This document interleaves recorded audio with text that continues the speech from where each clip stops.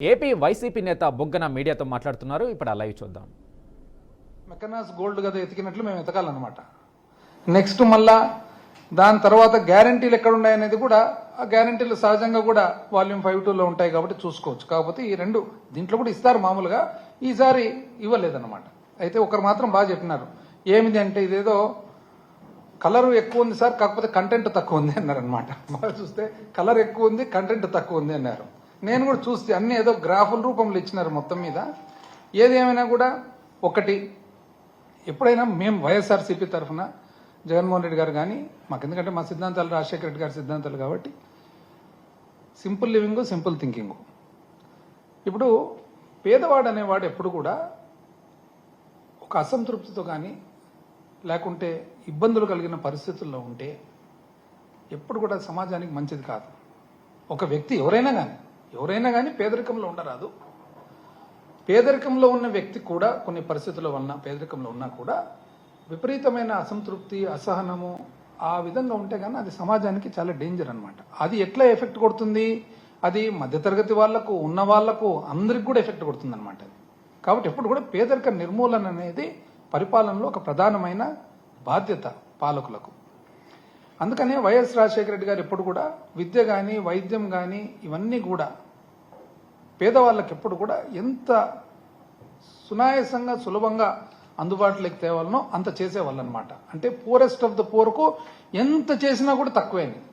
వ్యవసాయదారులకు విద్య కానీ, వైద్యం కానీ, వ్యవసాయం కానీ ఎంత చేసినా కూడా తక్కువే.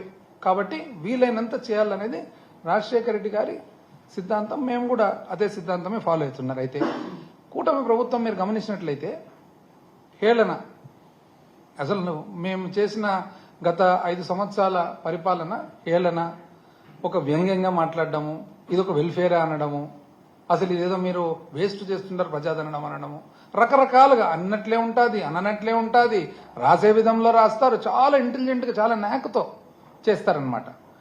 ఏది ఏమైనా కూడా మేమైతే దానికే స్టికాన్ అయిపోయి మా ఫిలాసఫీ అంతా కూడా మధ్యవర్తులు కూడా ఉండకూడదు, డైరెక్ట్గా పోవాలి అని డీబీటీ ద్వారా చేస్తే దాన్ని కూడా హేళన చేస్తారు. మీరు ఏమంటారంటే బటన్ అంటారు. డీబీటీ డైరెక్ట్గా మధ్యవర్తులు లేకుండా డైరెక్ట్గా బెనిఫిషరీకి పోయింది, అది మీరు హేళన చేస్తారు. ఏది ఏమైనా కూడా మీరు ఇంత క్రిటిసైజ్ చేసినారు కదా, మీరు ఆ రోజు క్రిటిసైజ్ చేసేటప్పుడు ఈ వెల్ఫేరు అని క్రిటిసైజ్ చేసేటప్పుడు మధ్యతరగతి వాళ్ళు కూడా వాళ్ళని కూడా మీరు ఇన్ఫ్లుయెన్స్ చేసినారు. ఎట్లా ఇన్ఫ్లుయెన్స్ చేసినారు? వీళ్ళు ఏదో పరిపాలనలో మొత్తము కంప్లీట్గా ఆ డబ్బులంతా కూడా ఉత్తా పేదవాళ్ళకి పనిచేస్తున్నారు, ఏదో శాశ్వతమైన అభివృద్ధి కార్యక్రమాలు జరగడం లేదు, ఇంకోటి లేదు అని అన్నారు. వాళ్ళు కూడా కొంతవరకు ఇన్ఫ్లుయెన్స్ అయినట్లున్నారు. మళ్ళీ చివరకు ఎలక్షన్ వచ్చేటప్పటికి మీరు మా అంత 3 అంతలు చెప్తారు. ఇప్పుడు వాస్తవానికి మేము చెప్పలేకనా, యాక్చువల్గా అయితే జగన్మోహన్ రెడ్డి గారి మీద, వైఎస్ఆర్ కాంగ్రెస్ పార్టీ మీద అత్యంత క్రెడిబిలిటీ ఉంది, విశ్వసనీయత ఉంది. కానీ ఎందుకు అవి చెప్పలేకపోయినామంటే ఇది చేసేదానికి వీలు పడదా, వీలు పడితేనే మనం చెప్పాలి తప్ప వీలు పడనిది చెప్పకూడదనే ఒక్క భావనతో మాత్రం, నమ్మకంతో మాత్రమే ఆగిపోయినది. లేకుంటే ఇన్ని పనులు చేసినది ఇంకో 2 అంతలు చెప్పేదానికి ఏం పెద్ద, నిజం చెప్పాలంటే మీరు చెప్పేదానికంటే మా క్రెడిబిలిటీని ఎక్కువ చెప్తే నమ్మేదాన్ని. కానీ ఆ రోజు అందరూ ఏమనుకున్నారు, ఇది ఇచ్చినారు కదా, మీ అనుభవం ఉంది కదా, మీరు ఏదో చేస్తారని చెప్పి, పాపం నేను ఇంతకుముందు చెప్తే కదా మానవుడు కూడా ఆశాజీవి అని చెప్పి పాపం చేసుకున్నారనమాట. ఏదేమైనా మీరు ప్రధానంగా మీరు గెలిచేదానికి, మేము ఓడిపోయేదానికి కారణం ఏమంటే మీకు 15, నీకు 15, నీకు 15 అని చెప్పి ఆ 15 కారణం యాక్చువల్లీ ఏం చెప్పాలంటే. సరే ఏదేమైనా జరిగిపోయిన తర్వాత ఈ రోజు మనం గమనించినట్లయితే సంవత్సరం రోజులు అవుతుంటే పేదవాళ్ళు ఎట్లుంటారు ఒక్కసారి మీరు చూడండి. వైఎస్ఆర్సీపీ వాళ్ళని మీరు ఏదో కేసులు పెట్టి అవి పెట్టి గ్రామాలలో వార్డులలో జరుగుతుంది, అదే కాకుండా పెట్టి క్రైమ్ ఎంత పెరిగిందో ఒక్కసారి గమనియండి, పెట్టి కేసులు ఎంత పెరిగినాయి గమనియండి, ఒకసారి పోలీస్ స్టేషన్లలో పరిస్థితి ఎంత క్యూ ఉందో గమనియండి. ఏ పోలీస్ స్టేషన్ చేసినా బయట 100 మంది నిలబడుకొని ఉంటారు కంటిన్యూస్గా. ఎందుకంటే అన్రెస్ట్, ఒక రకమైన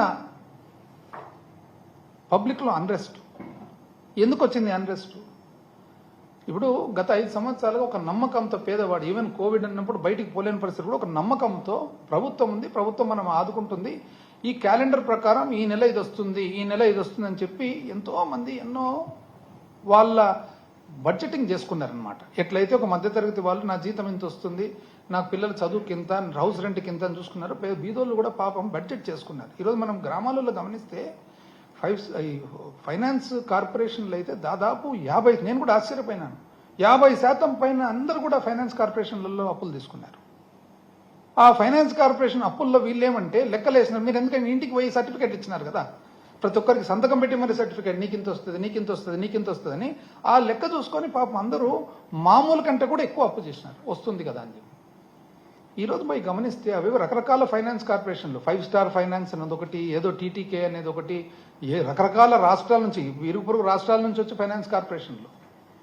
అయితే ఇప్పుడు వాళ్ళ పరిస్థితి ఎంత అన్రెస్ట్ ఉందంటే ఈ పెట్టి క్రైము ఇవన్నీ కూడా విపరీతంగా పెరిగిపోతా ఉన్నాయి. ఇన్సెక్యూర్ అయిపోయినాడు ఒక మానవుడు, మామూలు సామాన్య మానవుడు ఎంతో ఇన్సెక్యూర్ అయిపోయినారనమాట.